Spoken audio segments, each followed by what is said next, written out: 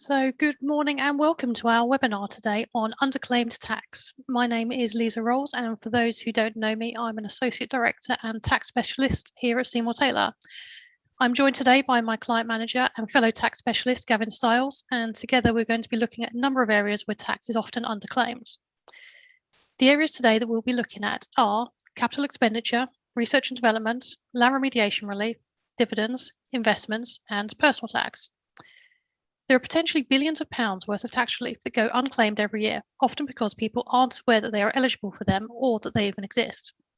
Today, Gavin and I are going to cover some of the reliefs, credits, and allowances out there for businesses and individuals to take advantage of. Our aim for this webinar is to help you to retain more of the money you or your company earn. As always, there'll be a chance for you to ask questions, so pop these in the Q&A as we go along, and at the end, once we've completed the presentation, we'll answer any questions you may have within the time allowed.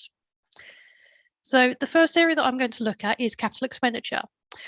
As you can see from the slide, there are a number of different types of allowances that are potentially available, which will depend on the type of expenditure incurred, along with when it was incurred and how much was spent. Capital expenditures are funds which are used by a company to acquire and upgrade physical assets, such as property, plant and machinery, buildings, technology, or equipment. This type of financial outlay is made by companies to increase the scope of their operations or add some economic benefit to the business. There are normally two forms of capital expenditures. Firstly, expenses to maintain levels of operation present within the company, and secondly, expenses that will enable an increase in future growth. A capital expense can be either tangible, such as machinery, or intangible, such as patents. Both intangible and tangible capital expenditures are usually considered assets since they can be sold when there is a need. It's important to note that funds spent on repairs or in conducting continuing normal maintenance on assets is not considered capital expenditure, and so should be expensed to the income statement whenever it is incurred as a repair and maintenance expense. The rules are very specific on what does and does not qualify for capital allowances. Decisions on how much to invest in capital expenditures can often be extremely vital for an organisation. Capital allowances are the tax equivalent of depreciation, so companies can choose their own depreciation rates, whereas capital allowances will align all businesses to the same rates. Capital allowances are available in respect of qualifying capital expenditure incurred on the provision of certain assets in use for the purpose of a trade or a rental business. They effectively allow a taxpayer to write off the cost of an asset over a period of time, and the benefits of claiming are that you can claim an immediate tax benefit, reduce or completely shelter a tax liability, improve cash flow and keep it in your business, or potentially a possible cash refund or a repayment of taxes. So, who can claim? Well, if you built or bought a property or incurred capital expenditure on plant and machinery that is in use for the purpose of a trade or a rental business, you can probably claim some form of relief. We can assist in reviewing expenses incurred to ascertain what does and does not qualify for capital allowances and any other reliefs. Our experience has shown that capital allowance claims are often understated. This results in taxpayers leaving behind valuable tax and cash savings. We can help to rectify this situation and identify your full entitlement. The area of capital allowances is quite complex, and so entitlement must be established and qualifying expenditure must be properly identified. However, there is no approved list of qualifying items of plant and machinery. So whether an item qualifies for capital allowances must be determined by reference to the facts. It is necessary to satisfy a number of conditions established primarily through case law and HM Revenue and Customs precedents. The Revenue frequently audit capital allowance claims, and it is therefore really important to ensure your claim is fully compliant and there is sufficient evidence or documentation available to support your claim. Some examples of the experience we have in preparing claims are plant and machinery analysis, along with separate plant and machinery analysis for research and development tax credit claims, energy efficient capital allowance claims, which could result in a 100% claim, look-back claims with a potential repayment of tax, negotiating claims with HM Revenue and Customs, and also landlord works. As this is a complex technical area of tax, it is not uncommon for errors in claims to be made, resulting in over or underclaimed capital allowances. An incorrect claim could be a result of a number of matters, such as not having sufficient documentation or not knowing that a tax relief even exists. If an underclaim has been made and it is recent, then there is an opportunity to rectify it. However, if you have overclaims, the implications could be far-reaching, depending on how the error was found, whether it was by yourself or by HM Revenue and Customs. The potential implications are interest, penalties, and in extreme cases, publication on the list of tax defaulters. I'm now going to look at a couple of reliefs in particular. The annual investment allowance, known as the AIA, is a form of tax relief for businesses that is designated for the purchase of business equipment. The AIA allows a business to deduct the total amount of qualifying capital expenditure up to a certain limit from its taxable profits in a given tax year. You can claim AIA on most plant and machinery up to the AIA amount. If your business buys a piece of equipment that qualifies for the annual investment allowance, you can deduct 100% of the cost of that asset from your business's profit before you work out how much tax is due on that profit. The government sets a limit for how much the annual investment allowance is that a business can claim in a year, which means that if you buy assets costing more than the limit, you won't be able to claim the annual investment allowance on all your assets. The limit was previously £200,000, but in January 2019, it was temporarily increased to £1 million. This new limit will be in effect until the 1st of January 2022, when the rates are due to revert back to £200,000. If your business is registered for VAT, you claim the annual investment allowance on the net amount after reclaiming VAT. However, if your business is not registered for VAT, you claim the annual investment allowance on the total cost of the asset. There are certain items that you cannot claim the annual investment allowance on, and these are cars, items that you've owned for another reason before you started using them in your business, items that were given to you or your business, or items that you were claiming the writing down allowance on instead. The annual investment allowance has changed several times since April 2008 when it was introduced. So if the AIA changed in the period you're claiming for, you need to adjust the amount you can claim. As an example, if you have a company with a year end of the 31st of March 2022, you will straddle two periods. The amount you are entitled to in total is £800,000, this being 9/12 of the £1 million and 3/12 of £200,000. However, the timing of the £800,000 is very important, as you only qualify for £50,000 worth of relief in the 3 months to 31st of March 2022. The next area that I'm going to touch on is the new super deduction, which was introduced at the budget earlier this year. The budget brought in a new first-year capital allowance for qualifying plant and machinery assets and for qualifying special rate assets. Special rate pool items are generally assets in relation to integral features in a property, such as air conditioning and hot and cold water systems, long life assets, and thermal insulation.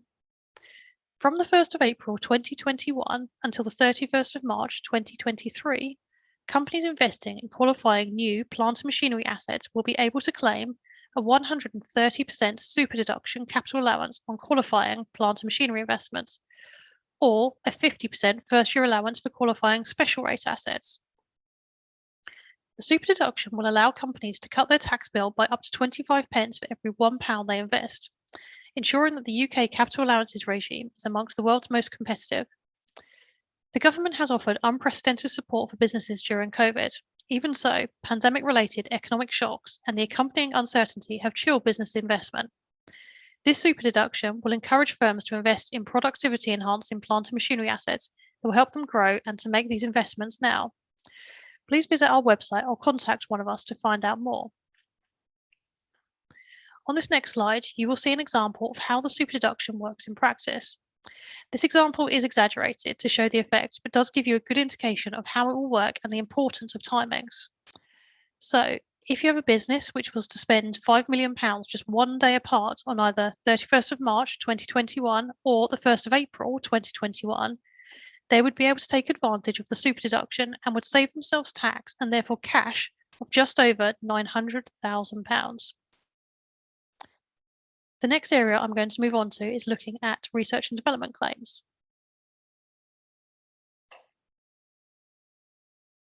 As a business, we support clients in a variety of sectors in claiming their research and development tax credits. Back in April 2000, HMRC launched the Research and Development Tax Relief Scheme specifically to reward UK businesses making scientific and technological developments, as it is an enhanced in the UK.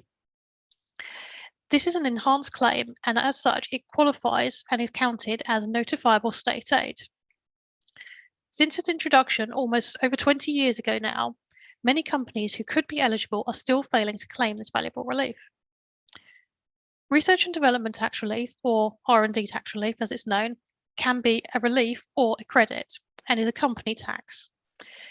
This means that it can either reduce the company's tax bill or, for some companies, provide a cash refund. Research and development credits are available to large, small, and medium-sized companies. Depending on whether the company has taxable profits, these can result in a cash repayment for the company, which could help with cash flow, particularly when turnover may be minimal. To qualify for R&D tax credit, a company must be carrying on a project that seeks an advance in science or technology. It is necessary to state what the intended advance is and to show how, through the resolution of scientific or technological uncertainties, the project seeks to achieve this.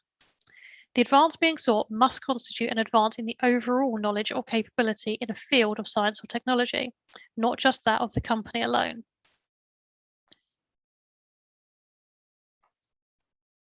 Under the SME regime, the R&D tax credit works by allowing companies an increased deduction in respect of qualifying expenditure on R&D activities. The enhanced deduction either reduces a company's profit or increases its losses for tax purposes. It is also possible to cash in or surrender losses for a repayment. Any businesses in any sector is eligible for R&D tax credits as long as they are undertaking development activities that lead to a progression in science or technologies. The key benefits of an R&D tax credit are it's a reliable way to raise business funding, claims can be made annually, it can help businesses by improving their cash flow, it can help businesses to support their growth, and it can be very attractive to investors. So, what counts as research and development expenditure? Direct and externally provided staff, subcontracted R&D, consumables, software, trials, prototyping, and also independent research costs may all qualify for R&D relief.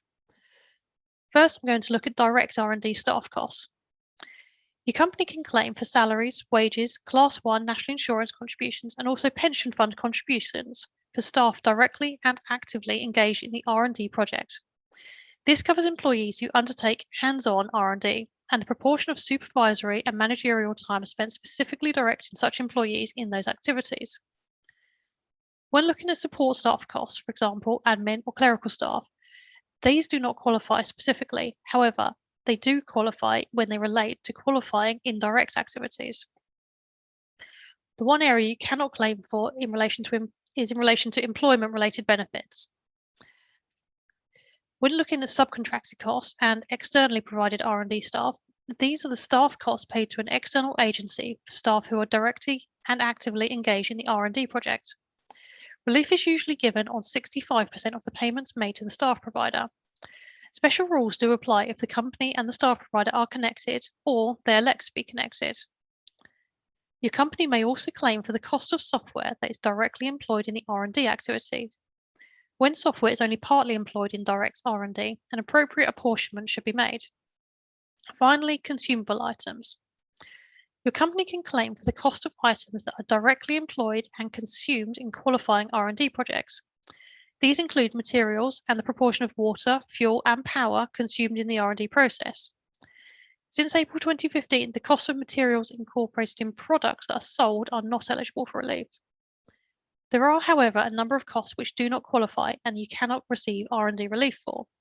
These include the production and distribution of goods and services, the cost of land, capital expenditure such as plant and machinery.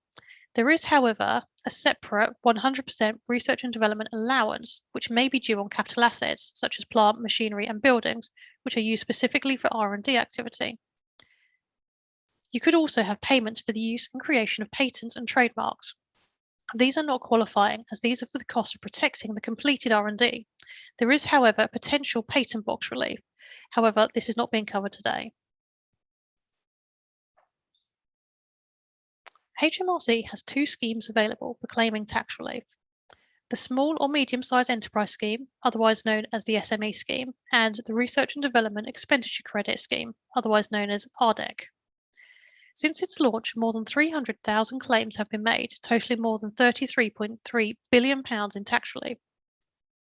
To be considered an SME by HMRC for these purposes, your business must have less than 500 staff and either a turnover of under 100 million euros or a balance sheet total of under 86 million euros. These limits apply to your whole corporate group if you are part of one. If you are very close to the limits, there are also transitional rules for moving between the SME regime and the large RDEC scheme. The SME R&D tax relief allows companies to deduct an extra 130% of their qualifying costs from their yearly profit, as well as the normal 100% deduction to make a total 230% deduction.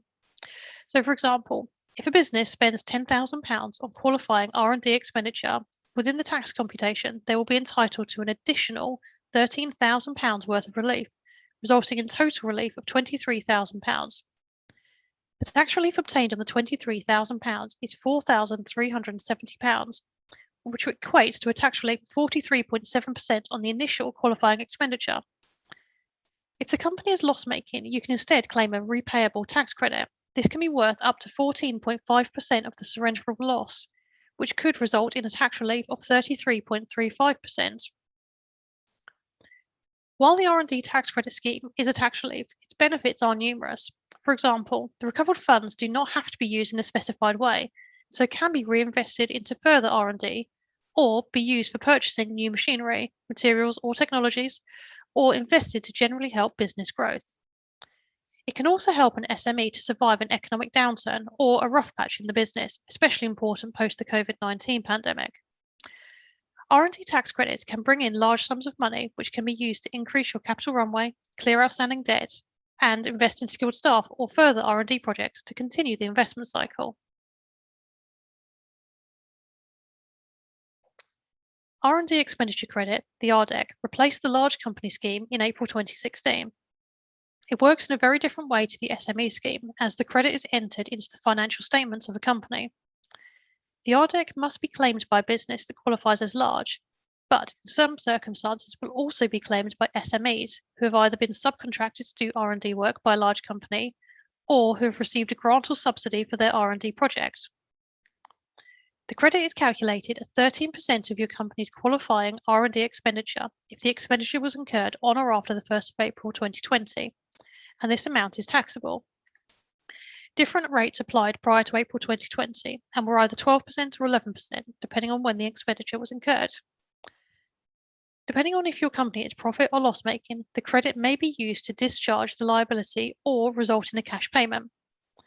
The RDEC itself is a tax credit, and you can make a claim up to 2 years after the end of the accounting period that it relates to. In order to calculate your RDEC, you need to firstly work out the costs that were directly attributable to R&D, and then for those which are in relation to subcontractor costs or externally provided workers, reduce the payments down to 65% of their original cost. Once you have a total, you then multiply this figure by 13% to get the expenditure credit. This number is then entered into the financial statements as a credit to the profit and loss account. This credit is taxable, and so at this stage you are currently increasing your tax liability. However, when the tax liability is calculated at 19%, you then have the opportunity to reduce the liability by the amount you'd previously entered as a credit to the accounts. So, in order to be able to make a claim to HMRC, you need to provide a short summary that explains how the project meets HMRC's definition of R&D.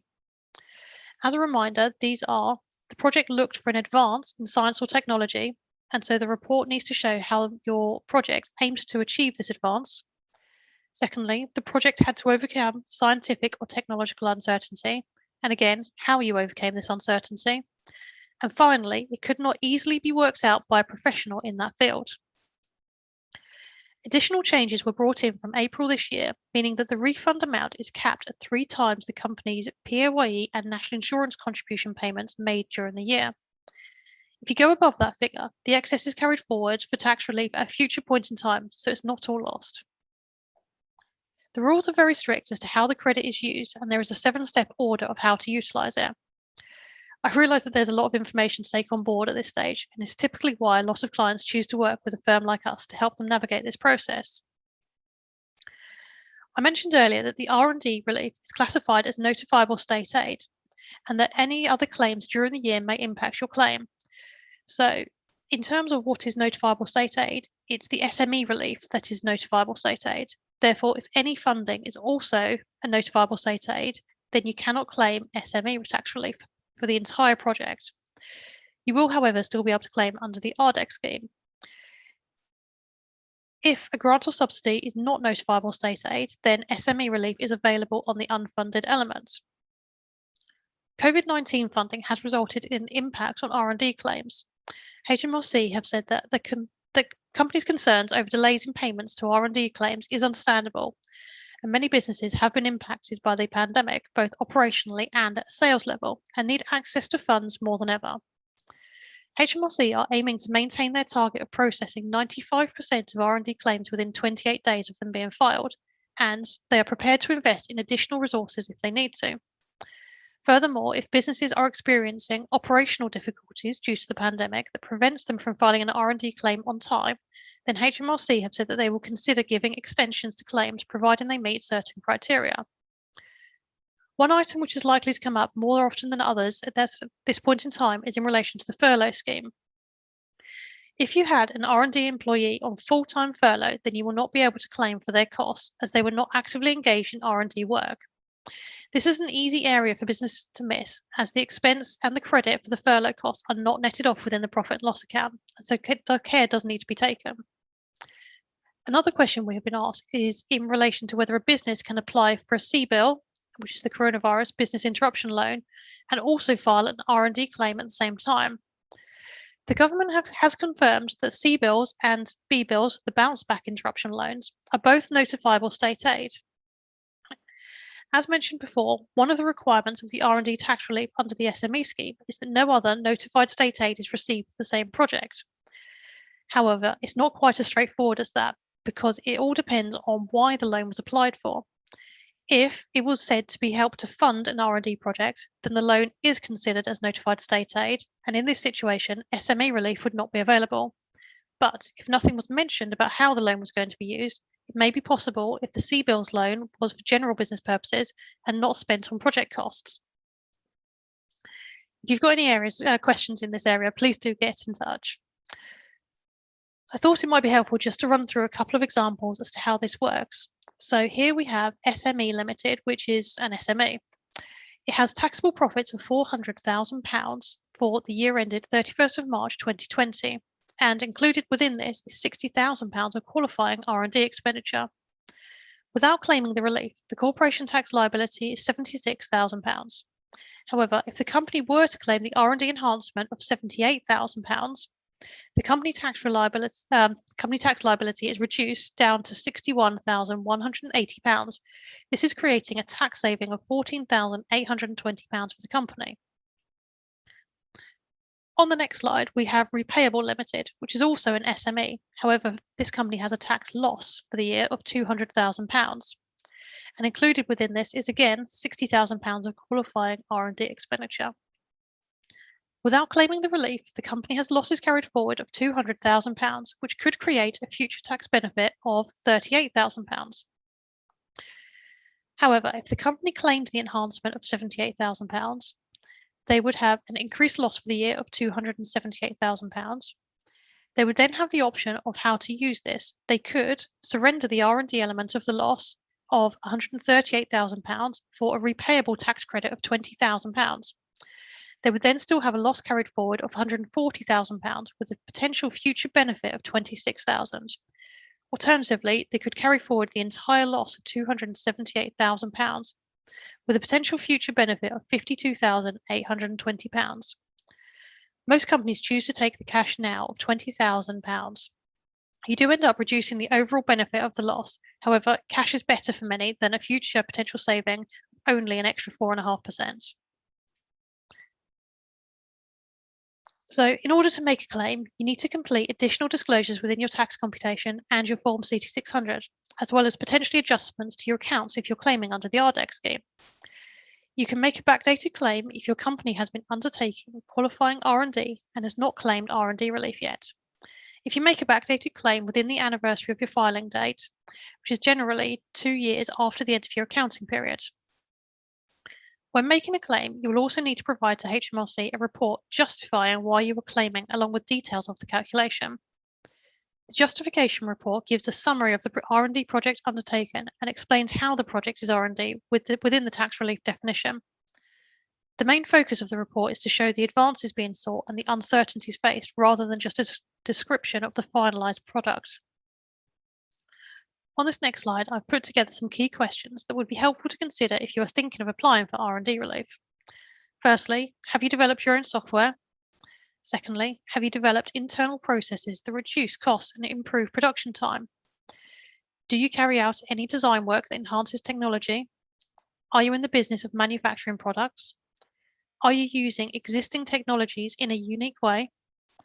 Are you combining 2 or more existing technologies in a way that have never previously been used? And finally, do you have any pending patents or products or services that could qualify? The next area I'm going to move on to is land remediation relief. Land remediation relief is a tax deduction often not claimed by smaller property developers and investors, and the claiming of it can result in a tax reduction or a cash credit from HMRC. If land remediation relief is available, then a company will benefit from an uplift of 50% of the costs of the repairs, including the cost of any surveys, preparatory works, or potentially a cash credit from HMRC.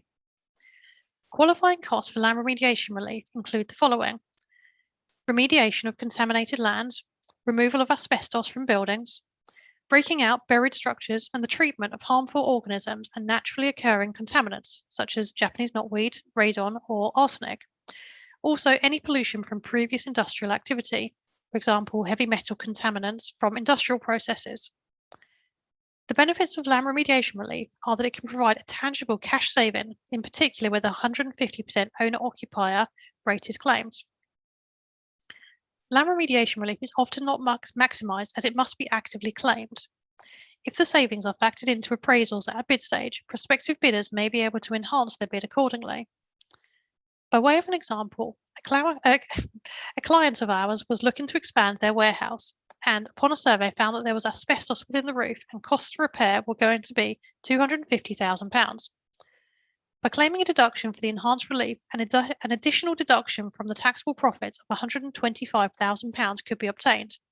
This then saves them £23,750 in corporation tax. As an alternative, if the company had been loss-making, then they could have obtained a cash credit from HMRC of up to a maximum of £60,000. This being the enhanced tax saving of £23,750 plus the original cost at the tax rate of 19%, which equals £47,500. As you can see, the potential savings are large, and so it's well worth being aware and having a trusted advisor on hand to assist you. My colleague Suzanne should hopefully have put some links in the chat box to our website with details of our blogs and case studies that I've mentioned. The next topic is going to be dividends, and so I'm going to pass over to Gavin at this stage.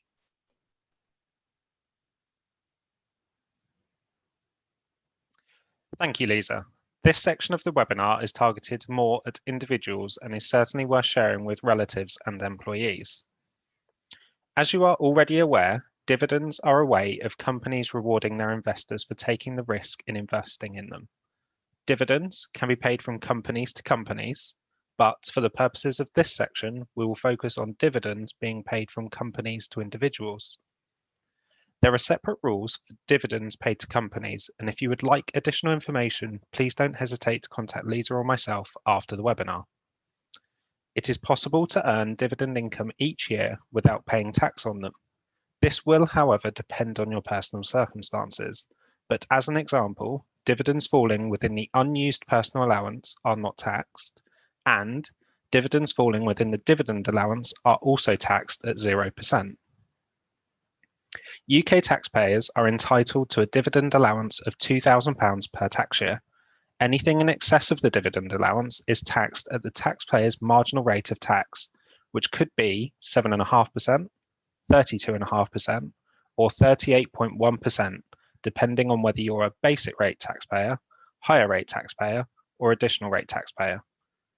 But generally speaking, dividends are taxed at a lower rate than other non- and savings income.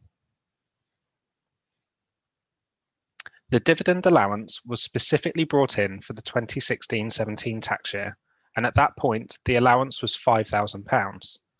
This partially counteracted the removal of the old dividend tax credit that used to apply to dividends. Additionally, income from investments in ISAs, whether a standard ISA or a stocks and shares ISA, is exempt from income tax. The level of income tax payable each year depends on various factors and includes, firstly, how much of your income is in excess of your personal allowance, whether your income exceeds the £100,000 threshold, at which point you begin to lose your personal allowance, and how much of your income falls within each tax band. As mentioned previously, some income can be exempt from income tax. As a quick reminder, the current tax year is from the 6th of April 2021 to the 5th of April 2022. Tax returns for the 2020-21 tax year are due for filing and payment by the 31st of January 2022. The standard personal allowance is £12,570 for the 21-22 tax year. This means that on the first £12,570 of taxable income, there is no income tax payable. As an example, let's say you work part-time and that you earn £1,000 per month. In essence, you would earn £12,000 per year and no tax would be payable. You could also be entitled to a larger personal allowance if you have claimed the marriage allowance or are entitled to the blind person's allowance. More on these later. Equally, as mentioned previously, your personal allowance could be reduced or abated where your income is in excess of £100,000. As you can see from this slide, the taxation of dividends is more favourable than that of other savings, such as bank interest, and non-savings income, such as employment, self-employment income, and partnership profits. Additionally, the rates for dividends are more favourable than those for savings and non-savings income, as mentioned earlier. It is important to note that the income is taxed on a cumulative basis and also in a certain order. It is, however, possible to allocate the personal allowance in whichever way you seem fit. The savings allowance. Most people can earn some interest, wherever that's possible, from their savings without having to pay income tax. UK taxpayers are entitled to various allowances, including the personal allowance if this has not already been utilised by any non-savings income, i.e. salary, benefits, pension income, partnership and sole trade profits. There is also a starting rate set for savings, whereby if you have non-savings income of less than £5,000, the balance up to £5,000 is taxed at 0%. You are not eligible for the starting rate for savings if your other income is £17,570 or more. This is the equivalent of the £5,000 starting rate and the personal allowance. Let's consider an example where you earn a salary of £15,000 and bank interest, otherwise savings income, of £4,000. The first £12,570 of your salary will be covered by your personal allowance. The remaining £2,430 will reduce your savings allowance from £5,000 to £2,570. Of the £4,000 savings income, £2,570 will be taxed at 0%, leaving £1,430 to be taxed at 20%. In this scenario, the individual has managed to earn £15,140 of income taxed at 0%. In addition to this, UK taxpayers are entitled to what is known as the personal savings allowance. This is £1,000 for basic rate taxpayers, £500 for higher rate taxpayers, and nil for additional rate taxpayers. As previously discussed, you could also be entitled to a dividend allowance of £2,000. There are also additional tax-free allowances for the first £1,000 of income from self-employment, otherwise known as the trading allowance, and also the first £1,000 of income from property you rent out. The blind person's allowance is added to your personal allowance. The blind person's allowance was £2,500 for the 2020-21 tax year and is currently £2,520 for the 2021-22 tax year. This would therefore entitle you to a personal allowance of £15,000 for the 2020-21 tax year, or £15,090 for the 2021-22 tax year. If you and your spouse or civil partner are both eligible, then you will both be entitled to the blind person's allowance. It's not a case of one per household. It is also possible to transfer your blind person's allowance to your spouse or civil partner if you do not pay tax or you have any remaining personal allowance left over.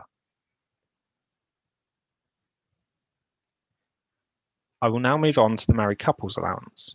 Tax relief on the married couple's allowance is given at 10%. This means that the higher earning partner gets 10% off of the tax they pay.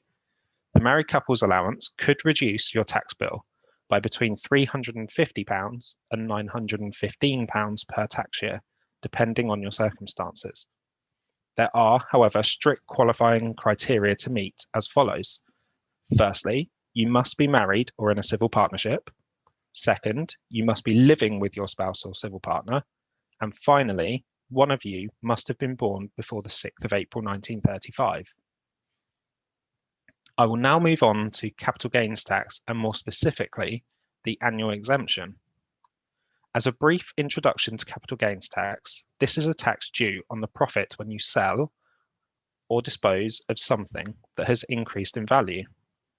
It is the gain which you make that is taxed and not the amount of money you receive. By way of an example, let's say that you bought a painting for £5,000 and later sold it for £25,000. This would result in a gain of £20,000.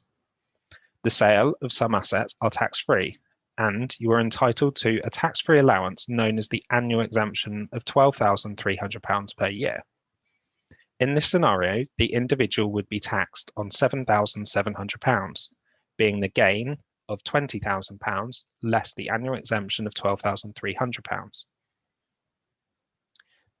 The list of assets on which you would need to pay CGT are endless, but as a brief summary, anything worth more than £6,000 apart from your car, a property that isn't your main home or residence, shares that are not in an ISA or PEP wrapper, and if you sell or give away crypto assets, you should also think as to whether CGT is chargeable. Generally speaking, CGT is not chargeable where the asset is gifted to your husband, wife, civil partner, or to a charity. CGT is also not payable on certain assets and includes gains made on ISAs, PEPs, government gilts, premium bonds, and betting, lottery, and pool winnings. Finally, the rules surrounding CGT are very different if you are non-resident or non-domicile. Please do speak to us if this is relevant to you. The final item I wanted to pass on to in this section was the use of your home as office. It is possible to claim tax relief for some of the additional household costs if you have had to work from home on a regular basis for all or part of the week, including if you have had to work from home because of the coronavirus. Importantly, you cannot claim if you have chosen to work from home. It is possible to claim £6 per week, equating to £312 per year from 6th of April 2020. And HM Revenue and Customs have also confirmed that if you spend just one day working from home, you can claim the allowance for the full year. This is treated as employment expense on your tax return, or for those of us that don't complete a tax return, you can claim this via the government gateway. This is undertaken by reducing your taxable income by your marginal rate of tax. And as an example, if you're a basic rate taxpayer, it will reduce your liability by £62. For a higher rate taxpayer, £124, and an additional rate taxpayer by £140. For those people that prepare a personal tax return, this can be claimed via your return. However, if you do not prepare a tax return, you could create a government gateway account and claim this online. It only takes approximately 10 to 15 minutes. I would like to bring your attention now to the following slide, which demonstrates for the 2021 tax year how it is possible to have a couple earning £41,000 worth of income and avoid an income tax liability. In this scenario, the couple have each earned income of £20,500, which is composed of a £9,500 salary, £6,000 of interest, and dividends of £5,000. In particular, at the moment, it is difficult to earn interest of £6,000 in a year, but this is only for illustrative purposes. The salary is covered by the 2020-21 personal allowance of £12,500, leaving £3,000 of the personal allowance remaining. Given the individual's salary is covered by the personal allowance, they're entitled to a full £5,000 savings rate, and because they are a basic rate taxpayer, they are also entitled to a personal savings allowance of £1,000. This covers all of their interest income. Finally, with regard to the dividend income, this is covered by the £2,000 dividend allowance, with the remaining £3,000 available from their personal allowance. As well as reducing liabilities within your business, there are a number of ways to reduce your personal tax bill. Firstly, inter-spouse transfers. You can maximize capital gains and income tax rates and allowances through these exempt transfers, potentially being able to move sources of income from one partner to another. Additionally, you could partake in a salary sacrifice scheme, whereby you would exchange part of your salary for payments into an approved share scheme, additional company pension contribution, or other tax-efficient benefits, which could include an electric car, therefore helping to minimize your tax liability. I will now move on to pensions. When you take money from your pension pot, 25% is tax-free. Depending on the size of the remaining 75%, otherwise known as the annuity, you might pay income tax as you draw down on your pension each year.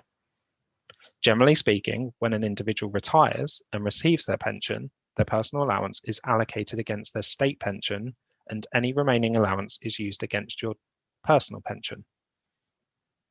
The amount of tax you pay depends on your total income for the year and your marginal rate of tax. The lifetime allowance is a limit on the amount of pension benefit that can be drawn from pension schemes, whether lump sums or retirement income, and can be paid without triggering an extra tax charge. The lifetime allowance for the 21-22 tax year is £1,073,100. While most people aren't affected by the lifetime allowance, you should take action if the value of your pension benefits is approaching or above the lifetime allowance. As pensions are normally a long-term commitment, what might appear modest today could exceed the lifetime allowance by the time you want to take your benefits. It may be necessary to take your pension early or to stop contributing into the scheme or plan, even though you have not yet retired. This will avoid your benefits exceeding the lifetime allowance. The test for the lifetime allowance is completed each time you access a pension benefit. If you would like additional financial advice, please do let us know and we can put you in touch with some IFAs after today's session. Stakeholder pensions are a form of defined contribution personal pension. They have low and flexible minimum contributions, cap charges, and a default investment strategy if you don't want too much choice. Some employers offer them, but you can also start one yourself. There are, however, minimum standards which are set by the government. These include limited charges, charge-free transfers, flexible contributions, low minimum contributions, and a default investment fund, i.e., your money will be invested into this fund if you don't choose one. It helps when thinking of a defined pension scheme as having two stages. The first of these is while you're working. Your contributions are usually invested in stocks and shares, along with other investments with the aim of growing the fund over the years before you retire. You can usually choose from a range of funds to invest in. Remember, however, that the value of investments could go up or down. The second stage is that of when you retire. Once you stop working and retire, you can access money in your stakeholder pension. In fact, you don't have to retire to take the money out of your pension. As mentioned earlier, you could do so from the age of 55. There's a lot to weigh up when working out which option or combination will provide you and any dependents with a reliable and tax-efficient income throughout your retirement. If a stakeholder pension is offered through your employer, they will often choose the pension provider, and it might also arrange for contributions to be paid from your wages or salary. The employer might also contribute to the scheme. The pension provider then claims tax relief on your behalf at the basic rate and adds it to your fund. If you are a higher or additional rate taxpayer, you'll need to claim the additional rebate through your personal tax return. And if you don't complete a tax return, it is relatively simple for us to do so on your behalf. You can also set up a stakeholder pension yourself. The flexibility, low minimum contributions, and cap charges can be of particular benefit if you're self-employed or on a low income. There are 4 key points that I wanted to bring to your attention when it comes to pensions. Firstly, pension drawdown. If you're 55 or over, you may be able to start drawing down on pension benefits now from a personal pension such as a SIP, even if you're still working. Second, there is the annual pension allowance. This means you can invest up to £40,000 in a year into a pension tax-free. Third, employer pension contributions can also be a tax-efficient way for businesses to make contributions into directors' pension funds and also on behalf of employees as a reward, allowing you to claim a business tax deduction.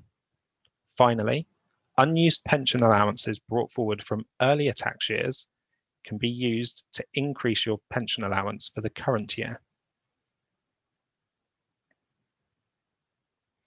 During this presentation, we've covered some key points for you to consider with regards to whether you have underclaimed on any taxes.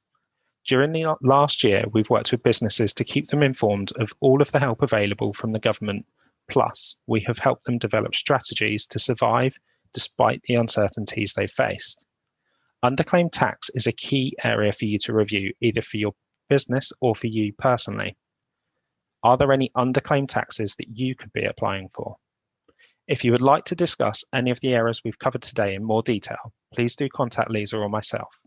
We offer a free 1-hour consultation. I'm now going to see whether there are any specific questions that have been asked.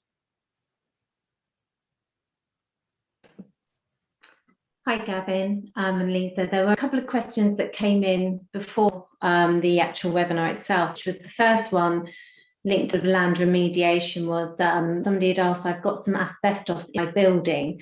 Can I claim for this? And is there a limit to how much can be claimed?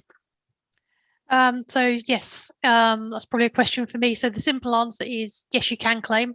So if there is asbestos in buildings, you can definitely claim for that, claim for the enhanced deduction.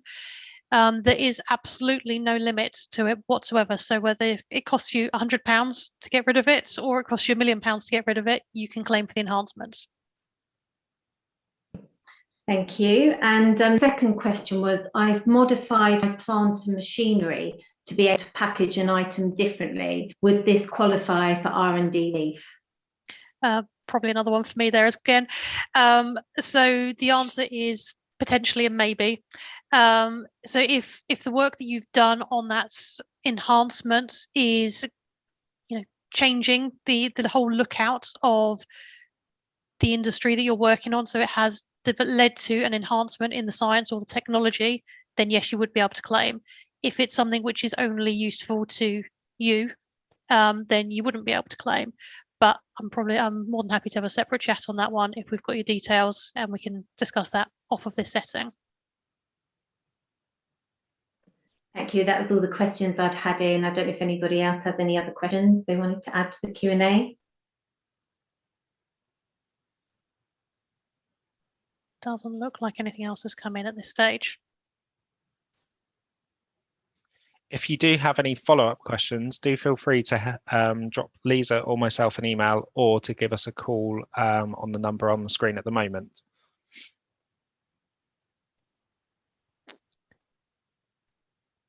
So thank you very much, everybody. So this is the end of the webinar, and we hope you found it informative and helpful. Please do feel free to visit our website, which is www.stca.co.uk, for lots of information and support. Also to connect with us on LinkedIn or to follow us on Twitter and Facebook. An on-demand recording of this webinar will become available on our website in the next couple of days. So thank you for attending today, and goodbye.